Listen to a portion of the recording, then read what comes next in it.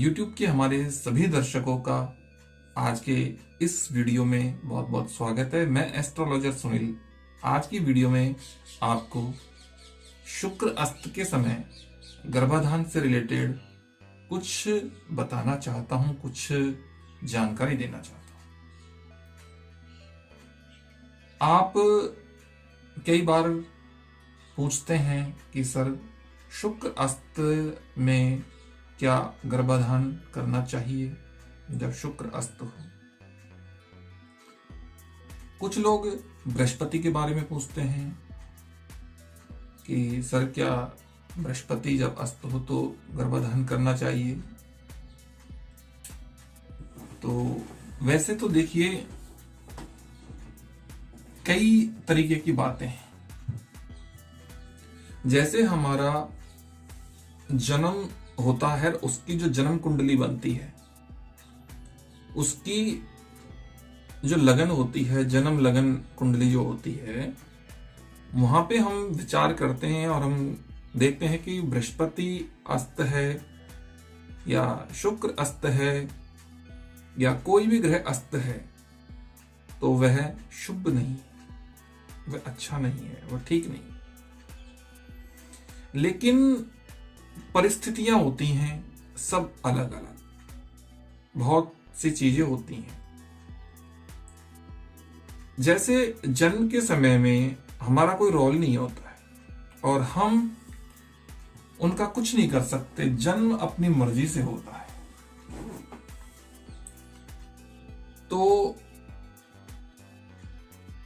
ये बात सही है कि जन्म अपनी मर्जी से होता है, लेकिन मुझे लगता है कि ये पहले के जमाने की बात है। अपनी मर्जी का मतलब जब भगवान चाहते हैं, जब वो दिन आता है। लेकिन अब कुछ बदल गया है।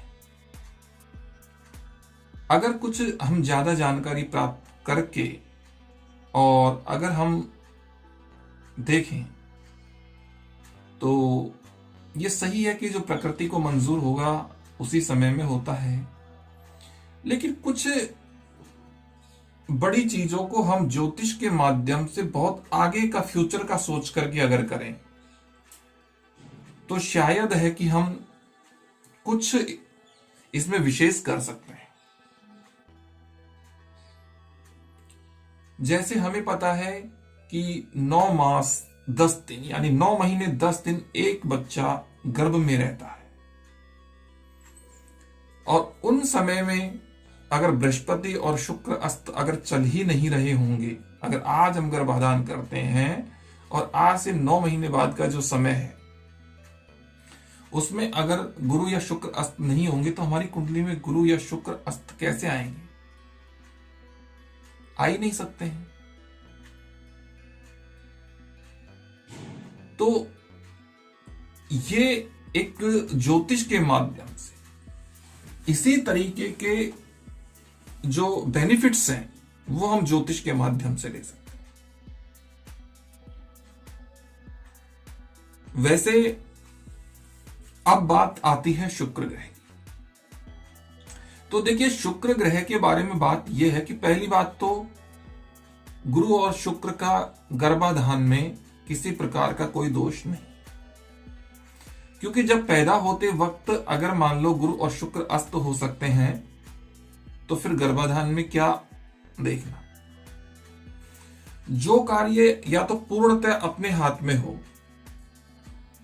जो कार्य पूर्णतः अपने हाथ में हो, जैसे गुरु शुक्र अस्त में जो मांगलिक कार्य होते हैं, जैसे विवाह करना, एंगेजमेंट यानी कि शादी करना, और इसके अलावा जैसे बहुत सारे मुहूर्त होते हैं, जैसे कुआं पूजन वगैरह करवाते हैं बच्चों के, वो करना, या अन्य प्रकार के जैसे यज्ञोपवीत संस्कार करना, ये बहुत सारी चीजें होती हैं। तो इस तरीके के जो चीजें हैं जो हम करते हैं, जो अपने हाथ में, पूर्णतः अपने हाथ में होने का मतलब यह कि जिस दिन की हमने उनकी डेट फाइनल करी, हमने जो डिसाइड करी, उस दिन वह कार्य हमने संपन्न कर दिया। और अब उस कार्य को करने की कोई आवश्यकता नहीं है। अब आप कहें कि गर्भाधान तो करना है तो वो तो अपने हाथ में ही है, नहीं है। आपके हाथ में सिर्फ उसकी ट्राई करना है, लेकिन आपके हाथ में गर्भाधान हो जाए ये आपके हाथ में नहीं है। उसके लिए आपको साल साल प्रयास करना पड़ जाए या 5-5 साल भी करना पड़ जाए, वो परमात्मा की देन है। आप कोशिश कर सकते हैं, लेकिन आपको फल मिले या नहीं मिले ये कोई जरूरी नहीं। एक ऐसा मांगलिक कार्य गुरु और शुक्र में, या गुरु और शुक्र का अस्त का समय हमें छोड़ना चाहिए ऐसे मांगलिक कार्यों में, जिन मांगलिक कार्यों को हम एक बार करें और हो जाएं। जैसे हमें अपने भाई की शादी करनी है, अपने बच्चों की शादी करनी है, तो वो हम करेंगे, हो जाएगी। जिस दिन की डेट फाइनल होगी हो जाएगी। लेकिन गर्भधारण हो जाए यह संभव नहीं है। इसलिए ऐसे कार्यों में गुरु और शुक्र का अस्त देखने की आवश्यकता नहीं। क्यों?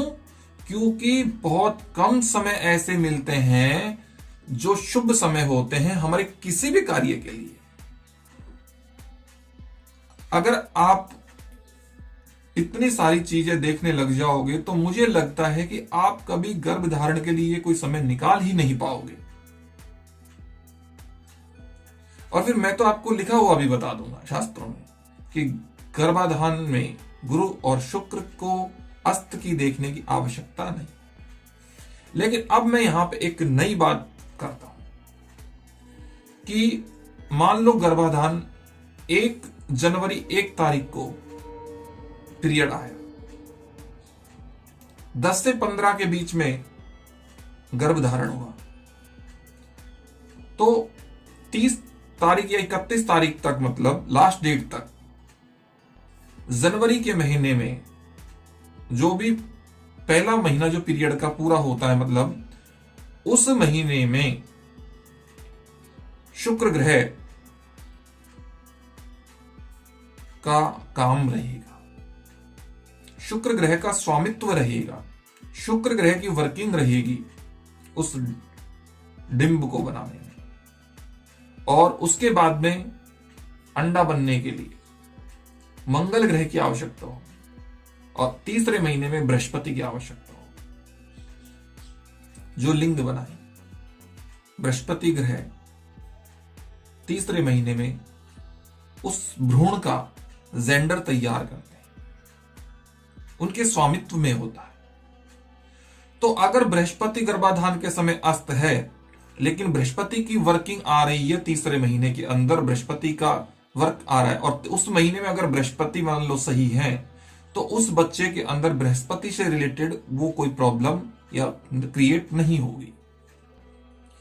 दूसरी बात, उस बच्चे का पूरा शरीर बनने में 9 मास का समय लगेगा, और उस 9 मास के समय में, उस 9 महीने के समय में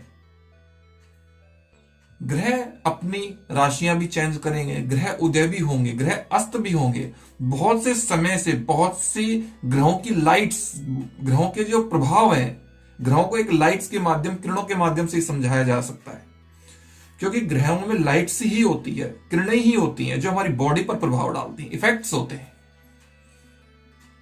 और वो सारे इफेक्ट्स उस 9 मास के अंदर बॉडी पर आएंगे, शरीर पर आएंगे। तो आगामी समय में, गर्भधारण के बाद में भी आगामी समय में जब वो बॉडी बनकर के तैयार होती है, फिर शुक्र की बात करें तो शुक्र ग्लैमर्स की दुनिया का कारक है, शुक्र सौंदर्य है, शुक्र वासना है,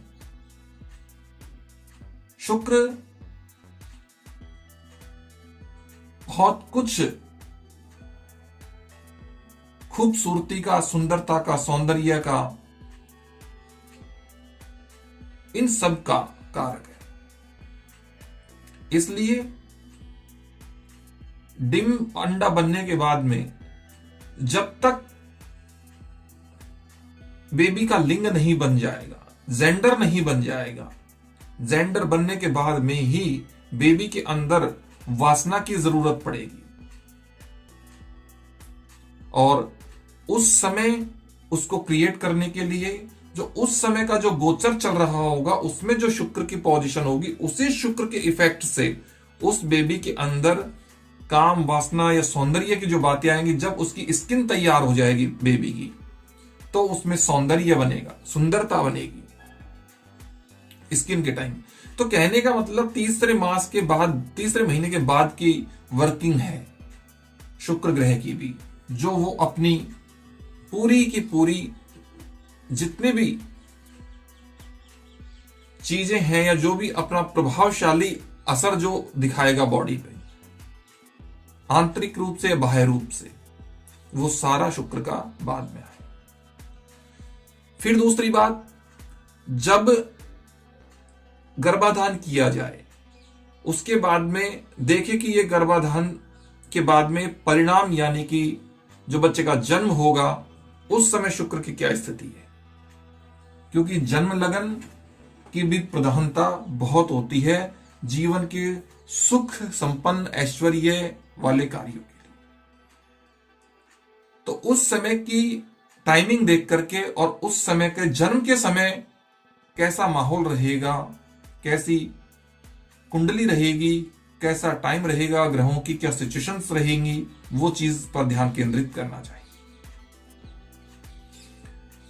अगर मान लो गर्भाधान एक सही समय में किया जाए और जिसका परिणाम जब आ रहा है वो उस टाइम पे बिल्कुल गलत हो, सारे ग्रह अस्त चल रहे हो, तो वो भी आपकी कुंडली को बिल्कुल डाउन कर देगा, आपके उस गर्भाधान का कोई मतलब नहीं निकलेगा। लेकिन यहां पे जो एक गुरु और शुक्र अस्त की जो बात आती है गर्भाधान के समय, उसमें एक ध्यान रखें कि जो पिता गर्भाधान कर रहे हैं वो अपनी कुंडली देखें।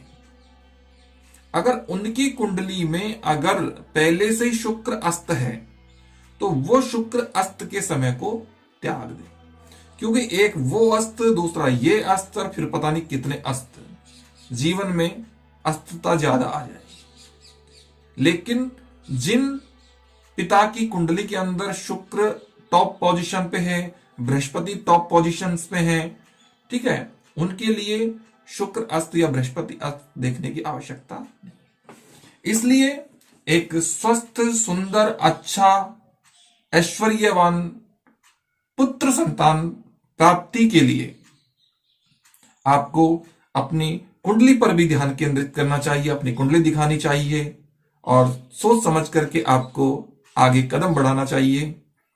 तो आज की वीडियो में बस इतना ही, और इसी तरीके की वीडियो जो आपको बहुत अच्छे से समझा करके हमारे यहाँ पे, हमारे चैनल पे दिखाई जाती हैं या बताई जाती हैं, ऐसी वीडियोस का आनंद लेने के लिए या उनकी जानकारी लेने के लिए जुड़े रहिए हमारे चैनल से। और जो हमारे नए दर्शक हैं वो हमारे चैनल को सब्सक्राइब कर लीजिए, पुराने दर्शक हैं वीडियो को लाइक करिए, शेयर करिए, कमेंट करिए, और साथ ही मुझे इजाजत दीजिए। फिर मिलेंगे एक नई वीडियो के साथ में, तब तक के लिए नमस्कार।